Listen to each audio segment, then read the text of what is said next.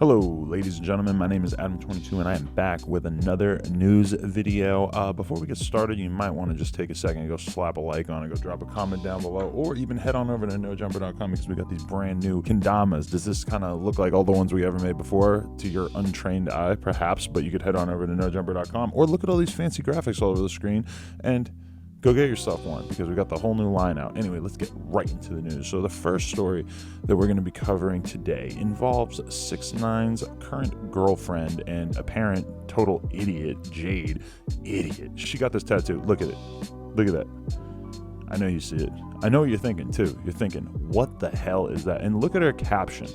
It's a very, very strange caption where she seems to think that this actually looks like Chris Brown. Well, in my opinion, and the opinion of pretty much everybody else on earth, no, it does not look like Chris Brown. It looks like just a shitty tattoo in general, just a really bad, crappy tattoo. Now, one thing that a lot of people are saying is that they think it might be fake, and I guess we don't really know. We all thought that 6ix9ine tattoo that she got was fake too, but apparently that's real. So yeah, no real word on if this is real or not. But regardless, I'm about to go on live stream like right now, like an hour or two, with 6ix9ine's baby mama, Sarah Molina. So I guess I'm gonna ask her how she feels about that, as well as some other stuff. Next story. Okay, our next story. Over the weekend, I did an interview with Boy West Coast, and it was a pretty good interview, but a few things have come to light since then, and I feel like if I didn't talk about these things here, then I would really not be doing my job. So first things first, let's take a look at a tweet that was posted today by a Twitter user whose name is Vera_Ewing.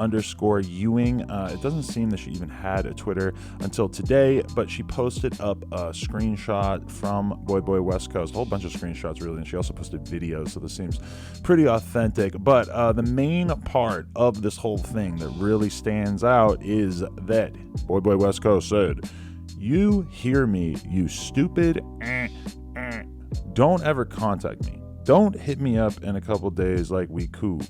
BITCH because we ain't, and you ain't gonna be SHIT." So yeah, I guess the part that people are obviously interested in here is the use of the N-word with a hard R.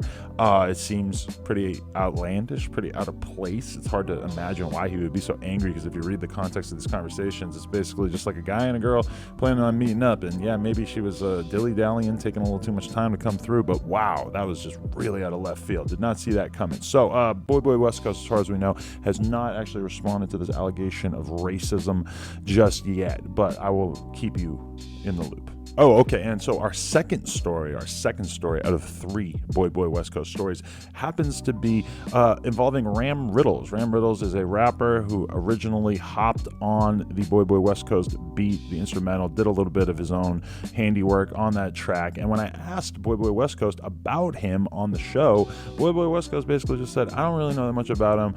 He did the song, but I don't know anything about him." So Ramriddlz took to his Instagram, posted up that clip, as well as a bunch of screenshots of conversations that you can see here, where it's pretty clear that Boy West Coast knows exactly who Ramriddlz is and reached out to him multiple times. Even this Facebook post here back in 2016, "Yo, what's up? I'm the boy rapping out of Santa Barbara, California. I've tried hitting up your Gmail, but I just want to know your feature price. Let's make a banger, get you some more love here on the West Coast. Hit me up. Thanks."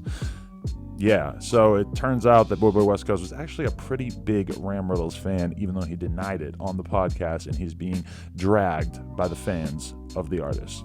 Oh, okay, and so the third story about our friend Boy West Coast involves the Instagram account FOOSGONEWILD. Now, if you don't know about FOOSGONEWILD, it's basically an account that documents a lot of the funny stuff from the Mexican community, basically, is how I would say. They post a lot of fights, a lot of memes, just a lot of stuff that Mexican people in general would think was kind of funny, and it's been known for a while that Boy West Coast has had some kind of beef with the FOOSGONEWILD account. And so when I asked Boy West Coast about that on the show, he basically told me that they were just tagging him too much in too many memes. Well, FOOSGONEWILD went to Instagram and they posted up screenshots of their conversation, and there's a couple pretty funny parts. For instance, this part to me is pretty funny. "Delete the post about me or my Vario will smash on you." So it's very different energy in the interview, and then right here. So that was a little bit shocking. I didn't know that he was going to say something out of pocket like that. And then I guess the next best bar after that happens to be this screenshot. You could pause if you really want to read it. But anyway, Boy West Coast ends with, "My Vario kills people." So yeah, I guess West Coast might be a little bit more gangster than we thought. Okay, next story is about a new song that came out. It's called Homicides by Eminem and Logic. Yes, that's right. The two Caucasian heavyweights have teamed up for a banger. I guess you could call it a banger. A lot of other people online are saying that it just sounds like a bunch of words. Yeah, I guess they're snapping, you could say, but it's like something that happens when rappers are just rapping too much and it just ends up sounding like computer programming. Like, you know, I like websites or video games, but if you were to crack it open and just look at the series of zeros and ones, like that's what this sounds like. It just sounds like I'm stuck in the Matrix. Anyway, if you listen to the song, you will notice that Chris D'Elia has a feature on the song. Chris D'Elia went viral a couple of months ago. He did a little Eminem impersonation, and I guess that they hit him up at the last minute to ask him if he was down to have audio from that clip on the song. Here's his quote. I was like, nah, don't do that. Cut a check. Just give it to him. It's fine. I don't care, man. It's a huge honor. I have money coming in other ways. I don't need that. I'm not trying to make money in the rap world. It's first an honor. I just did my silly impression in my garage. I say, have at it. I make money doing what I do. So yeah, Chris D'Elia taking the pro bono approach to this. I'm not really quite sure why.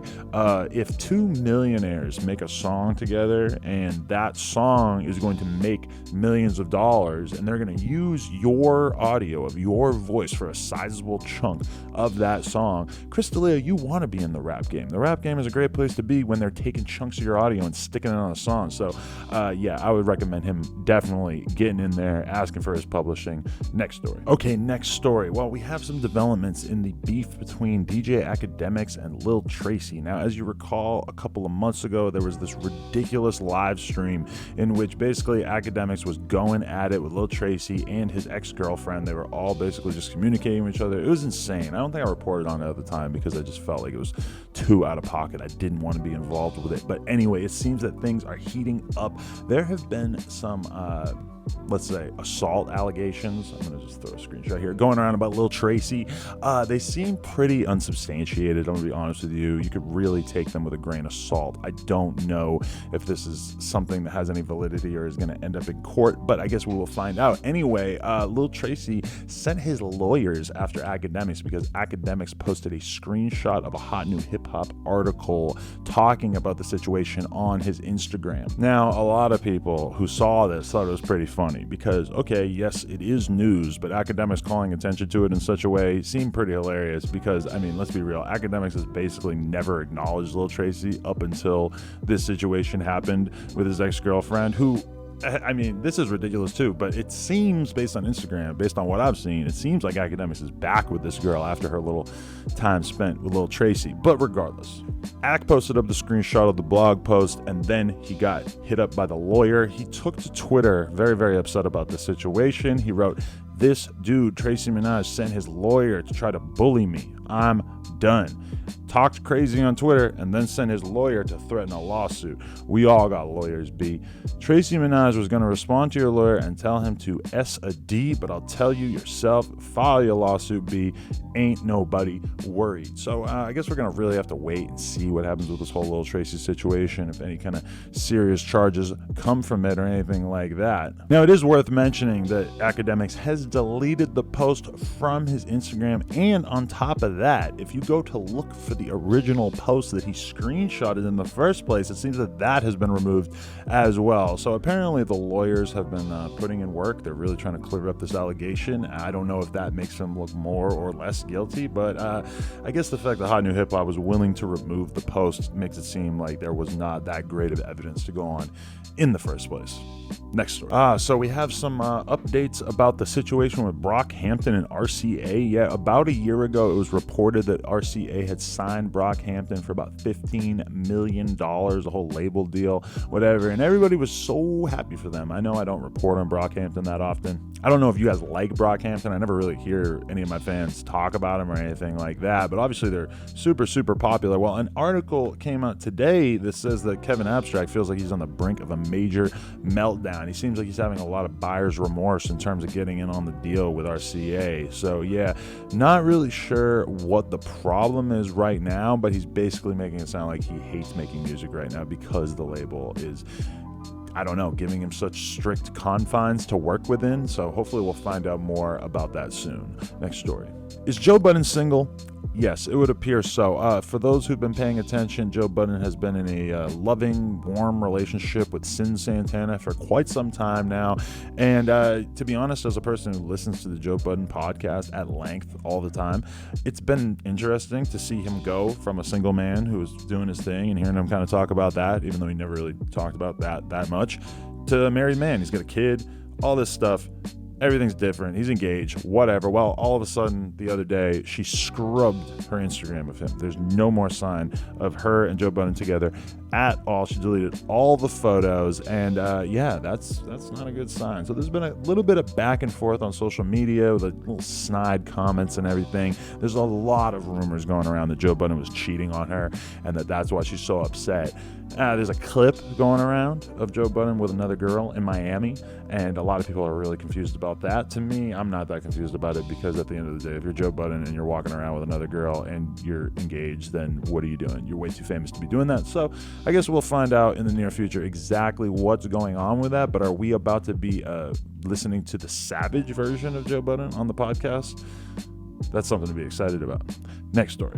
Okay, so our next and probably final story here, Young Thug took to his Instagram and he posted up this clip of MGK DJing, and he wrote that one guy that murdered M. So this is being taken to mean that MGK murdered Eminem in their beef.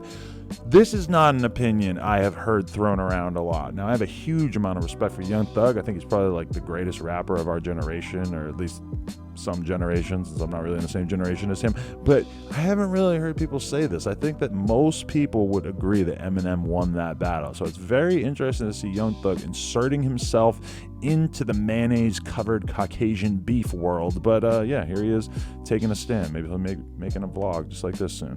And just like that, we are done with the news. I recommend you go check out all the interviews that I did over the weekend. We just dropped a Twisted interview. I dropped an interview on this channel with Kid Boo's ex, which, I mean, I don't know if you guys are going to like that or not, but it's worth a shot. I also dropped an interview with Boogie2988, as well as Filthy Rich, talking about his beef with Mozzie. And it occurs to me in saying that sentence that I cover a pretty wide variety of stuff here on this channel, because two rappers beefing with each other, and then Boogie2988 talking about getting new teeth. Very, very different, but all on the same channel. So go check out all that content. I appreciate you guys. OnSomeShit.com if you want this shirt. NoJumper.com if you want this kendama. My coffee just almost went flying. Oh my God, that would have been so bad. This is actually the coffee cup from the episode of Game of Thrones. Spoiler alert. Appreciate you guys. Much love.